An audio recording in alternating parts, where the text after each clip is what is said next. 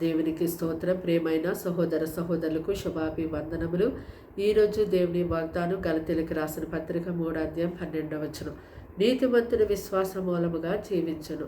చూడండి, దేవుని యొక్క పరిశుద్ధ గ్రంథములో చూసినట్టయితే అనేక మంది జనులు దేవుని యందు నమ్మిక ఉంచి వారు నీతిమంతులుగా తీర్చబడ్డారు. మరి నీతిమంతులైనటువంటి వారందరూ విశ్వాస మూలముగా జీవించారు.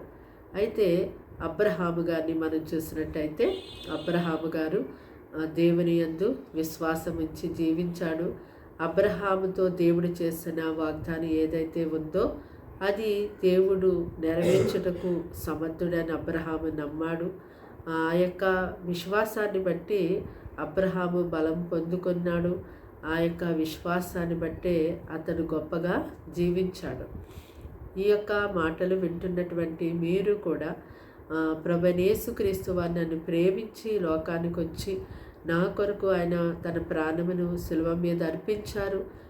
నా స్థానంలో ఆయన మరణించారు. నన్ను పాప శాపం నుంచి ఎంతో గొప్పగా విడిపించడానికి ప్రభు తన్ను తాను తగ్గించుకుని లోకానికి వచ్చి మరి ఆయన ఎంతో గొప్ప త్యాగం నా కొరకు చేశారని మీరు యేసుక్రీస్తునందు విశ్వాసం ఉంచినట్టయితే, ఆ యొక్క శిలువ త్యాగమును మీరు నమ్మినట్టయితే మీరు కూడా ఆ యొక్క విశ్వాసాన్ని బట్టి గొప్పగా ఈ లోకమందు జీవించగలుగుతారు. ప్రార్థన.